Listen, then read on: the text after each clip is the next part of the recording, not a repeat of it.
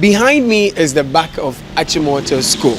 I'm very close to the school, and this facility where I'm about to enter serves as a school or remedial place for young students who want to sit for SAT, TOEFL, and things like that. Now, the owner of this place gave this place to Tyrone, Marhguy, the Rastafari young boy who was denied admission to Achimota School on condition that he cuts off his dreads. So this has literally been home to him in the last 3 years, where he's been a day student at Achimota School. He is graduated tops of his class, with flying colors, and so we're here to have a conversation with him and find out how life has been for him since he went to Achimota School. Congratulations, though. I saw your video. You're ecstatic. Yeah, I was so excited.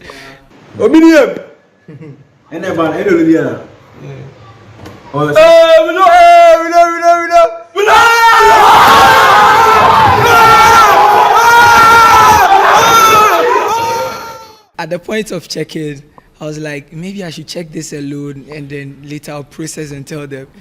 But I could tell from their eyes that don't be take of it. Don't try. Don't try. I'll be asleep and then they'll come wake me up. Tyrone, wake up. And we kind of pride ourselves with the schools we went to. So they'll come and tell you, wake up. Some guy be from my school, backbencher. He got 8 A's. I went, they came to call me, and when I got there, they were all ready. Cameras are on. Check this thing today. And finally, when you had that 8 A's, was it sweet relief? Or you were not surprised? Because you've been an A student, quite honestly, from high and basic school. Yeah, I have to admit, because earlier in the morning, I woke up and then I was like, this is something I do. Even for the BEC, I'll kind of write the scores I think I'll get, and then hope to, get it because I wrote it. So I have to be honest, I wrote 7 A's. There was a B somewhere. Which subject gave you the doubt? English. For Achimota to happen the way it did, your life has never been the same, has it? No, it has never been the same. Because the way I used to relate with everyone, at first when I meet someone, I know you are a stranger, I'm also a stranger. But now I'm not too sure if I'm also a stranger. That's one thing. So the way you relate with them, you're not too sure if that's the genuine. Sure if you can trust people, right? So it kind of gives that trust issue. Let's talk about life in Achimota School. Okay. How was that like? After the lawsuit. All right. Where the court said they were wrong not to have admitted you, and even later we heard the Attorney General mention that he was going to challenge that decision. Yeah. The school said they were going to appeal that.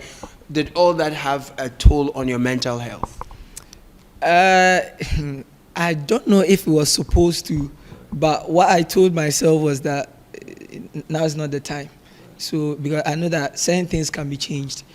If you sit around telling yourself that, this and that, and so you want to cry or what, so that was kind of one. And I also think the support from my parents and family was very essential. Did you have a social life? I did. The reason why I'm reacting that way is that my colleagues complain about that a lot, because sometimes they'll mention something and I'm like, what was that? What's that?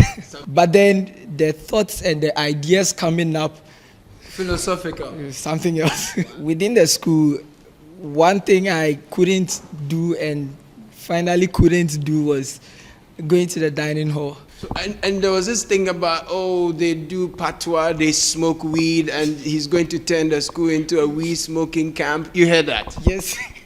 I actually watched the memes, and then it's interesting. There are more eyes feasting on you than there are memes. Yes, everywhere. But then after a while, I think I grew into the Achimotan community because we see you and yes, we acknowledge, that's Tyrone Marhguy, he's a student over here. Yeah. Unlike first, that's the Rasta guy. It was two different things over there. A lot of. Are you just an introvert, or it was because of all that had happened? Okay, I have to admit, I'm not an introvert in any way, because I was very much extroverted, not until after the court case. Then, after, so I would say 2 or 3 years, forcing to be an introvert, it has kind of remained that way. Because when I'm indoors for a very long time, I feel like screaming. Is wrong, man. Yes, this is You're not missing right. out. Something is happening out there. Yes, but when you go out, you're like, I have to go back inside. What's the future looking like for Ira's Tyrone Marhguy? In Ghana, then it's Achimota, it's academic Citi. In terms of courses, it will be computer science or computer engineering or electrical engineering. Yeah, those three stuff. As I always look at Columbia, I look at Harvard, I look at MIT. Yeah, those three schools, and then Cornell.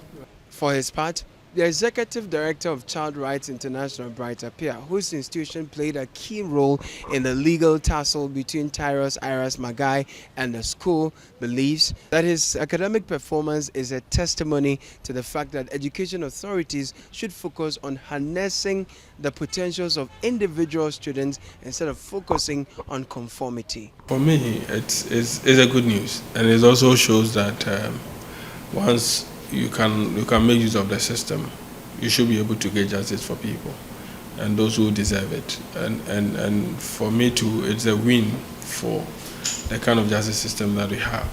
And he has proven to be one of the guys that I can boldly speak about in terms of this outcome, because when you see him, you will not assume, but when you talk to him, then you know that yes, they got something to offer.